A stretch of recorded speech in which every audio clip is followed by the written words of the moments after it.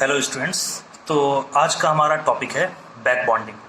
ठीक है, तो बैक बॉन्डिंग को समझने से पहले आपको एक कॉन्सेप्ट समझना पड़ेगा जिसको हम लोग बोलते हैं पाई बॉन्ड। ठीक है, तो मान के चलो कि अगर आपके पास अगर आपको ए और बी है, मान के चलो कोई ए और बी दो आपके एटम्स हैं, ए और बी के बीच में आपको सिग्मा बॉन्ड एग्जिस्ट कर रहा है। ठीक है, और अगर मैं बोलूं कि इसके ऑर्बिटल्स में और बी के ऑर्बिटल्स में अगर एक एक इलेक्ट्रॉन्स हैं, ठीक, तो उस केस में इन दोनों के ऑर्बिटल्स के ओवरलैपिंग से आपको क्या फॉर्म हो सकता है? पाई बॉन्ड फॉर्म हो सकता है, ठीक है। ये तो फर्स्ट थिंग। अगर हम लोग देखें कि हमारे पास ए और बी के बीच में आपको अगर एक सिंगल बॉन्ड या फिर सिग्मा बॉन्ड एग्जिस्ट कर रहा है और ए के पास एक वैकेंट ऑर्बिटल्स हैं और बी के पास एक ऑर्बिटल है जिसमें लोन पेयर ऑफ इलेक्ट्रॉन्स हैं, ठीक है, तो उस केस में क्या होगा? तो उस केस में अगर आप देखोगे तो ये जो आपको लोन पेयर ऑफ इलेक्ट्रॉन्स दिया हुआ है, ये अगर इस वैकेंट ऑर्बिटल्स को ये दोनों इलेक्ट्रॉन डोनेट कर दिया तो उस केस में भी क्या फॉर्म हो सकता है? यहां पे पाई बॉन्ड फॉर्म हो सकता है। यहां तक सही है? ठीक है, तो सिंपल आपको पाई बॉन्ड फॉर्म होने के दो तरीके होते हैं। एक तो होता है कि जब आपके हर ऑर्बिटल में, जैसे दो ऑर्बिटल्स हैं, दोनों में एक एक इलेक्ट्रॉन्स हैं, तो ये दोनों साइडवेज ओवरलैपिंग करेंगे और पाई बॉन्ड फॉर्म होंगे। या दूसरा हो सकता है कि अगर एक एटम के पास अगर वैकेंट, जैसे मान के चलो ये आपको क्या है, वैकेंट ऑर्बिटल्स हैं और बी के पास आपको लोन पेयर ऑफ इलेक्ट्रॉन्स हैं, अगर उस केस में बी अगर ए को अपना इलेक्ट्रॉन डोनेट कर दिया तो उस केस में भी आपको क्या फॉर्म हो सकता है? यहाँ पे पाई बॉन्ड फॉर्म हो सकता है। ठीक है, यहां तक सही है। तो इस बेसिस पे अगर आप देखोगे,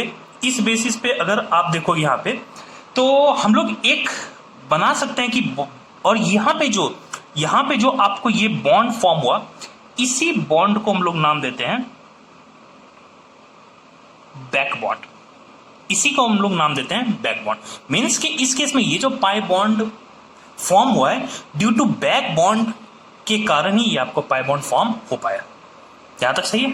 ठीक है, तो चलो सबसे पहले तो हम लोग एक ये जो बैक बॉन्डिंग है, इसका एक अगर हम लोग इसको देख के डेफिनेशन लिखना चाहें तो इसमें क्या बोल सकते हैं हम लोग कि in back bonding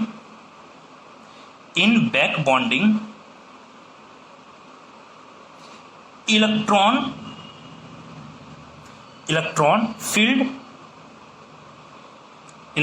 field pi orbitals और lone pair of ligands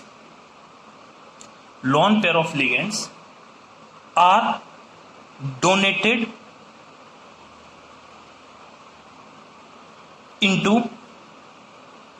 into an empty orbitals of the matter। तो बड़ा सिंपल सा कॉन्सेप्ट है कि आपको इसमें बैक बॉन्डिंग के लिए क्या होने चाहिए कि आपको जो भी एटम है उसके पास वैकेंट ऑर्बिटल्स होने चाहिए। जैसे इस केस में वैकेंट ऑर्बिटल था, उसके एडजेसेंट में जो भी एटम है उसके पास लोन पेयर ऑफ इलेक्ट्रॉन्स होने चाहिए। तो उस केस में जो ये लोन पेयर इस वैकेंट ऑर्बिटल को डोनेट करेगा तो इस प्रोसेस से आपको पाई बॉन्ड फॉर्म होता है। और इसी फेनोमेना को हम लोग क्या नाम देते हैं? Back bonding. और उसी का एक सिंपल सा डेफिनेशन ये। ठीक है, तो यहां तक अगर हम लोग देख लिए तो अब हम लोग एक चीज समझना शुरू करेंगे कि आखिर आपको बैक बॉन्डिंग कितने तरह का पॉसिबल हो सकता है। तो यही हमारा नेक्स्ट हेडिंग है, टाइप ऑफ बैक बॉन्डिंग। ठीक है, बैक बॉन्डिंग तो हमने देख लिया कि होता क्या है। अब आपको देखना है कि बैक बॉन्डिंग कितने तरह से पॉसिबल हो सकता है। ठीक है, तो यहां पे दो तरह का बैक बॉन्डिंग पॉसिबल हो सकता है। एक होता है central atom to side atom, इस तरह का बैक बॉन्डिंग हो सकता है। क्या होता है अभी मैं इसको समझा रहा हूं। और दूसरा हो सकता है आपको side atom to central atom. दो तरह का आपको बैक बॉन्डिंग एग्जिस्ट करता है। अब जैसे अगर मैं इसको समझाना शुरू करूं तो अब जैसे मैं अगर फर्स्ट वाला एग्जांपल लेना शुरू करूं कि फर्स्ट वाला एग्जांपल अगर देखूं, जैसे एक हमारे पास एग्जांपल है, मान के चलो n SiH3, SiH3, SiH3 और यहाँ पे लोन पेयर ऑफ इलेक्ट्रॉन्स है। अगेन मैं यहाँ पे बोल रहा हूँ एग्जैक्टली अगर आप देखोगे तो मैं इसके हाइब्रिडाइजेशन पे नहीं जा रहा हूँ और इसके एक्चुअल स्ट्रक्चर पे नहीं जा रहा, मैं आपको सिर्फ समझाने के लिए बता रहा हूँ। तो देखो आपके पास यहाँ पे नाइट्रोजन के पास आपके पास लोन पेयर ऑफ इलेक्ट्रॉन्स हैं और आप अगर सिलिकॉन को देखोगे तो अगर चूंकि सिलिकॉन को अगर आप देखोगे ये थर्ड पीरियड का एलिमेंट है तो यहाँ पे आपको क्या होता है, एक वैकेंट ऑर्बिटल्स एग्जिस्ट करता है। तो आपको एक लोन पेयर ऑफ इलेक्ट्रॉन है और इसके बगल में आपको वैकेंट ऑर्बिटल है, तो इस केस में लोन पेयर वैकेंट ऑर्बिटल्स पे अगर इलेक्ट्रॉन डोनेट किया तो उसी फेनोमेना को हम लोग बैक बॉन्डिंग बोलते हैं। तो आप अगर यहां से देखो तो देखो यहाँ पे जो इलेक्ट्रॉन जो बैक बॉन्डिंग फॉर्म हो रहा है वो कब फॉर्म हो रहा है, जबकि इलेक्ट्रॉन या फिर lone pair of electron central atom to side atom में इलेक्ट्रॉन को डोनेट कर रहा है। तो ये आपको फर्स्ट कैटेगरी के अंदर आपको बॉन्डिंग आता है, ठीक है। तो ये ऐसा बॉन्डिंग है जिसमें सेंट्रल एटम से आपको साइड एटम की तरफ आपको बैक बॉन्डिंग हो रहा है और ये आपको फर्स्ट कैटेगरी के अंदर आता है। तो अगर मैं इसको इक्विवेलेंटली रिप्रेजेंट करना शुरू करूं तो देखो इसको मैं कैसे लिख सकता हूं, N SiH3 तो होगा ही, SiH3 तो होगा ही, यहाँ पे SiH3 तो होगा ही, लेकिन इसके अलावा अगर बैक बॉन्डिंग देखोगे तो चूंकि central atom to side atom है तो इसको हम लोग कैसे रिप्रेजेंट कर सकते हैं इस तरह से। और ऑब्वियस है कि अगर मैं यहाँ पे बॉन्ड रिप्रेजेंट कर सकता हूं तो नेक्स्ट डायग्राम में मैं यहां पे रिप्रेजेंट कर सकता हूं और नेक्स्ट डायग्राम में मैं यहां पे। तो अल्टीमेटली कॉन्सेप्ट क्या है कि यहां पे जो बैक बॉन्डिंग फॉर्म हो रहा है वो central atom to side atom के डायरेक्शन में फॉर्म हो रहा है, तो इसको रिप्रेजेंट करने का तरीका ये होगा। यहां तक सही है। चलो अब हम लोग देखते हैं next side atom to central atom में बैक बॉन्डिंग कैसे होगा। जैसे मान के चलो एक पॉपुलर एग्जांपल मैं ले रहा हूं BF3 ये ले रहा हूं। आपको पता है कि फ्लोरीन के पास लोन पेयर ऑफ इलेक्ट्रॉन्स होते हैं और अगर आप देखोगे बोरॉन के पास वैकेंट आपके पास ऑर्बिटल्स होते हैं।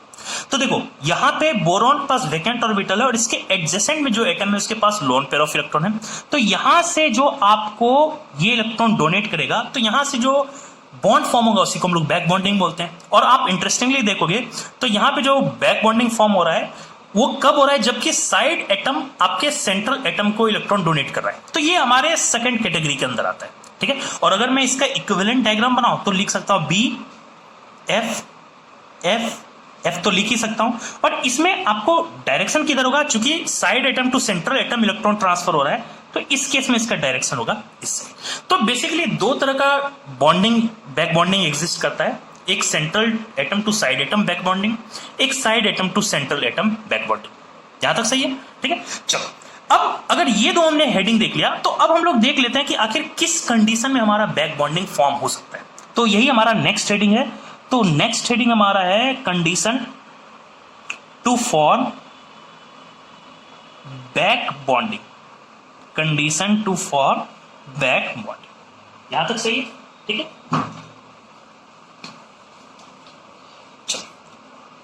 फर्स्ट कंडीशन इसमें जो होना चाहिए कि आप यहां से देख ही रहे हो कि आपको पहला कंडीशन तो ये होना चाहिए कि जो भी एटम हो उसके पास एक एटम के पास तो वैकेंट ऑर्बिटल्स होने चाहिए, उसके एडजेसेंट एटम के पास क्या होने चाहिए, लोन पेयर ऑफ इलेक्ट्रॉन्स। ये दो कंडीशन तो साफ दोनों एग्जांपल से आप देख सकते हो।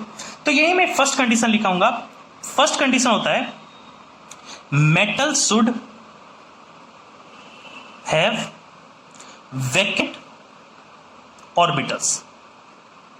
फर्स्ट ये कंडीशन होगा तभी तो बैक बॉन्डिंग फॉर्म हो सकता है। अच्छा दूसरा, अगर एक वैकेंट ऑर्बिटल्स है तो उसके बगल में जो भी एलिमेंट हो, जो भी आपके एटम्स हो, उसके पास लोन पेयर ऑफ इलेक्ट्रॉन्स होने चाहिए। तो यही हमारा दूसरा कंडीशन है कि लिगेंड्स शुड हैव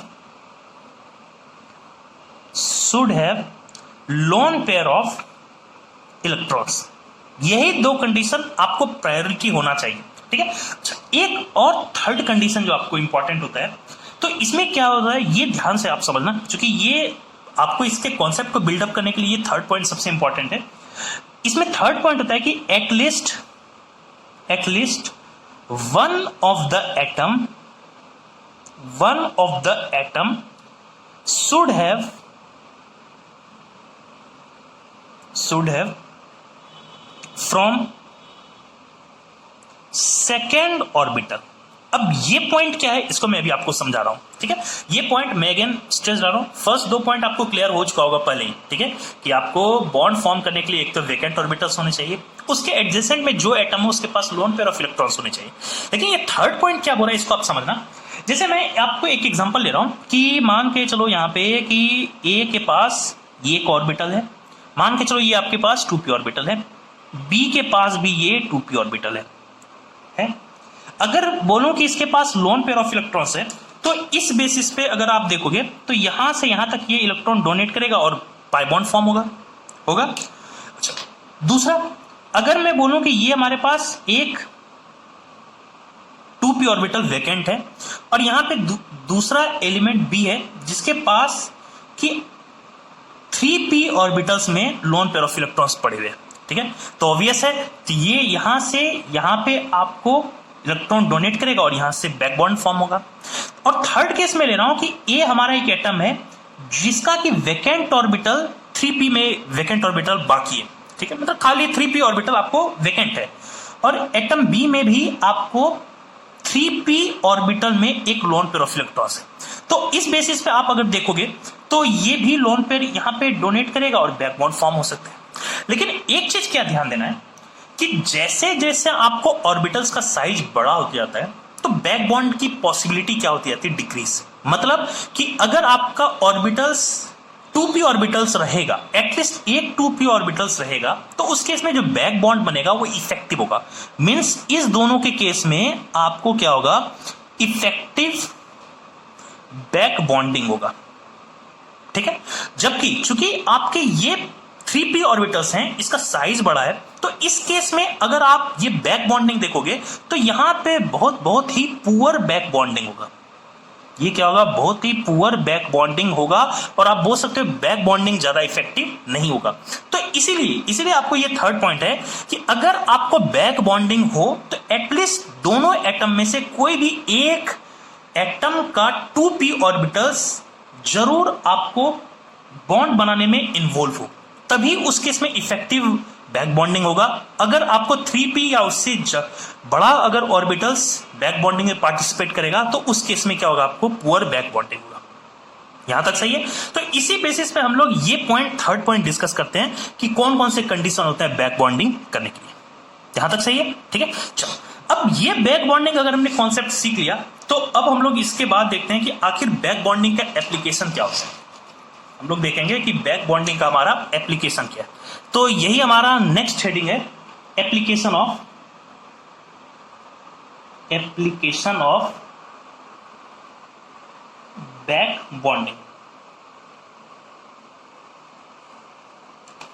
ठीक है। चलो, फर्स्ट जो इसका एप्लीकेशन होता है ये आपको होता है इसके बॉन्ड लेंथ को कैलकुलेट करने के लिए, ठीक है। अगर मान के चलो कि आपको कोई भी दो मॉलिक्यूल्स या कंपाउंड के आपके बॉन्ड लेंथ को कंपेयर करना है तो वहां पे इसका एप्लीकेशन हो सकता है।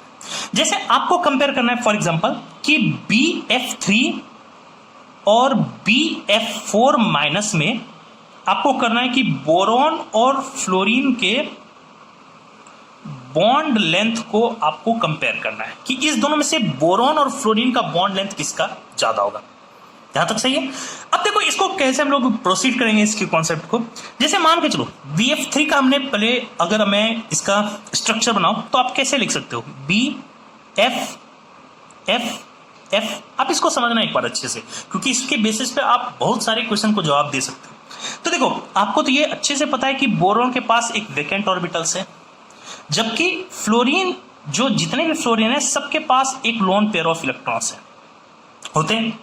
तो अगर आप यहां पे देखोगे तो अगर इस केस में देखोगे तो ये लोन पेयर ऑफ इलेक्ट्रॉन्स अगर बोरॉन को ट्रांसफर किया तो उस केस में बैक बॉन्डिंग होगा। तो उस केस में इसका स्ट्रक्चर कैसा बन जाएगा, आप यहां पे देखोगे BF, ये F और ये आपको इसका स्ट्रक्चर हो जाएगा। अच्छा, अगर मैं इसको बोलूं तो अगर यहां पे भी फ्लोरीन है तो ये भी तो इसको इलेक्ट्रॉन दे सकता है, तो इसका इक्विवेलेंट डायग्राम और क्या हो सकता है आपको, B, ये F और उस केस में इसका डायग्राम हो जाएगा, ये हो जाएगा। और थर्ड हम इसका इक्विवेलेंट डायग्राम कैसा बना सकते हैं, B, ये F, फ्लोरीन, फ्लोरीन और ये आपको। तो अगर इसमें से अगर आप देखोगे, चूंकि तीनों फ्लोरीन के पास लोन पेयर ऑफ इलेक्ट्रॉन्स हैं और बोरोन के पास वैकेंट ऑर्बिटल्स हैं, तो यहां पे ये बैक बॉन्डिंग करके partial double bond character generate कर सकता है और उस बेसिस पे इसका जो हाइब्रिड स्ट्रक्चर बनेगा तो आपको कुछ ऐसा दिखेगा। इस केस में इसका जो हाइब्रिड स्ट्रक्चर दिखेगा उस केस में ये आपको partial double bond character carry करता हुआ नजर आएगा। यहां तक सही है? ठीक है, चलो अब अगर यहां पे बोरोन और फ्लोरीन के बीच में पार्शियल डबल बॉन्ड कैरेक्टर आ गया, पार्शियल डबल बॉन्ड कैरेक्टर आ गया, तो इसका मतलब आप यहां से बोल सकते हो कि इसका बॉन्ड ऑर्डर क्या हो गया? इंक्रीज हो गया। और अगर बॉन्ड ऑर्डर इंक्रीज हुआ तो इसका मतलब इसका बॉन्ड लेंथ क्या हो जाएगा? आपको बॉन्ड लेंथ क्या हो जाएगा? डिक्रीज। क्यों? क्योंकि आपको पता होना चाहिए कि बॉन्ड ऑर्डर और बॉन्ड लेंथ बिल्कुल एक दूसरे के इनवर्सली होता है। तो यहां पे एग्जैक्टली क्या है कि आपके पास बोरोन और फ्लोरीन के पास चूंकि partial double bond character exist कर रहा है, तो इसका बॉन्ड ऑर्डर बढ़ गया होगा और इसका बॉन्ड लेंथ क्या हो गया होगा? डिक्रीज। वहीं पे अगर BF4 के बारे में आप अगर देखोगे, BF4 के बारे में, तो देखो इसका स्ट्रक्चर BF और ये F और यहां पे नेगेटिव चार्ज। क्या यहां पे कहीं पे बैक बॉन्डिंग पॉसिबल है क्या? बिल्कुल नहीं। क्यों? क्योंकि यहां पे वैकेंट ऑर्बिटल्स बोरोन के पास है ही नहीं। तो अगर इसके पास वैकेंट ऑर्बिटल नहीं है तो यहां पे बैक बॉन्डिंग होगा ही नहीं। तो यहां पे जो आपका ये BF बॉन्ड होगा ये प्योर सिंगल बॉन्ड होगा। ये क्या होगा? आपका प्योर सिंगल बॉन्ड होगा।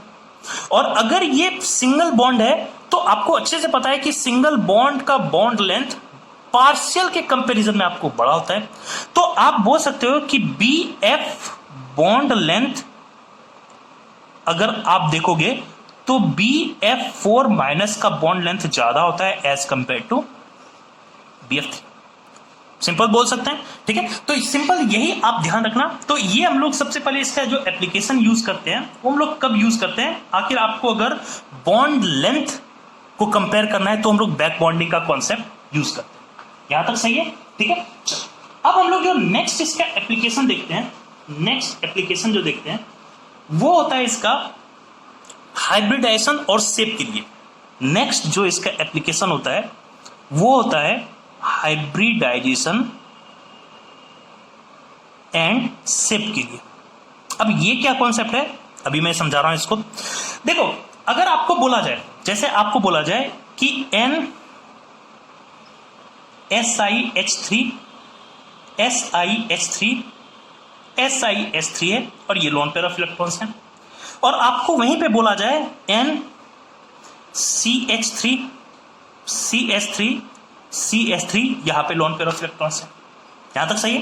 तो एक चीज तो आप देख के बोल सकते हो कि यहां पे इस केस में अगर आप कंपेयर करोगे तो सिलिकॉन के पास चूंकि वैकेंट ऑर्बिटल्स होते हैं तो यहां पे बैक बॉन्डिंग पॉसिबल हो सकता है इनके बीच में। यहां पे बैक बॉन्ड पॉसिबल हो सकता है, और बैक बॉन्डिंग अगर पॉसिबल हुआ तो इसका मतलब ये हुआ कि यहां पे जो आपका ये हाइब्रिडाइज्ड नाइट्रोजन के लोन पेयर ऑफ इलेक्ट्रॉन्स हैं ये आपके यहां पे अवेलेबल नहीं हो पाएंगे हाइब्रिडाइजेशन के लिए, ठीक है।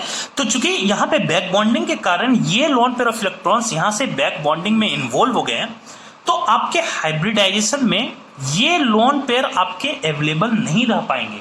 और अगर ये नहीं रह पाएंगे अवेलेबल तो इन तीनों का अगर देखोगे तो इन तीनों का अगर आप स्ट्रक्चर देखोगे तो ये कैसा हो जाएगा? आपको प्लेनर हो जाएगा, ट्रायगोनल प्लेनर हो जाएगा।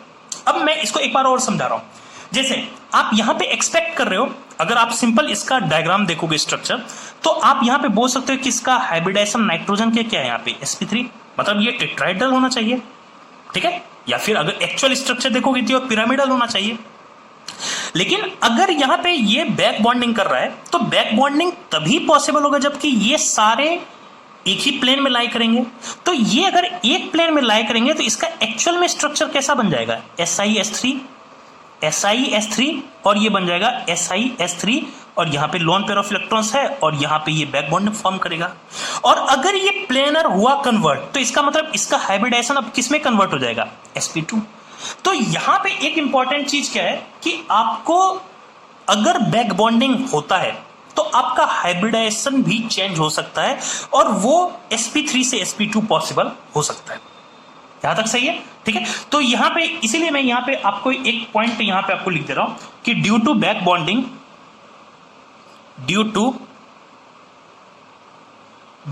Bonding electron can not present in hybrid orbital, so it acquire planar shape। ठीक है। वहीं पे आप अगर इसको देखोगे, क्या यहां पे वेकेंट ऑर्बिटल्स है क्या? नहीं। तो अगर ऐसा नहीं होगा तो इसका हाइब्रिडाइजेशन चूंकि sp3 है तो यहां पे ये loan pair of electron back bonding में पार्टिसिपेट नहीं करेगा। तो और बैक बॉन्डिंग में अगर पार्टिसिपेट नहीं किया तो इसका मतलब ये loan pair of electron hybrid orbitals में एग्जिस्ट करेगा और इसका मतलब इसका आपको स्ट्रक्चर कैसा होगा? आपको पिरामिडल। इसका स्ट्रक्चर कैसा होता है? पिरामिडल। ये क्वेश्चन बहुत पॉपुलरली पूछा जाता है कि why si3 whole thrice n is planar whereas cs3 whole thrice n is pyramidal. और इसके पीछे का स्ट्रक्चर आपको एक्सप्लेनेशन क्या होगा? ये क्यों प्लेनर होता है? Due to back bonding. मतलब कि अगर बैक बॉन्डिंग होता है तो ये आपको जो लोन पेयर ऑफ इलेक्ट्रॉन्स हैं ये हाइब्रिड ऑर्बिटल्स में लाई नहीं करेगा। तो इसको क्या होगा? मजबूरी में इसको आपको स्ट्रक्चर को मॉडिफाई करके प्लेनर में कन्वर्ट होना पड़ेगा ताकि बैक बॉन्डिंग इफेक्टिव हो। और इसी कारण से sp3 हाइब्रिडाइजेशन किस में कन्वर्ट हो जाता है? sp2 में। तो ये दो क्वेश्चन आपसे पूछे जाते हैं बेसिकली, इन दोनों में कंपैरिजन और इसका एप्लीकेशन होता है बैक बॉन्डिंग पे। तो मैं अब नेक्स्ट लेक्चर में इसके बाकी के एप्लीकेशन ऑफ बैक बॉन्डिंग इसको मैं डिस्कस करूंगा। तो ये लेक्चर मैं यहीं तक कंप्लीट कर रहा हूं। नेक्स्ट इसके पार्ट में हम लोग आगे का इसका एप्लीकेशन देखेंगे। Okay, thank you.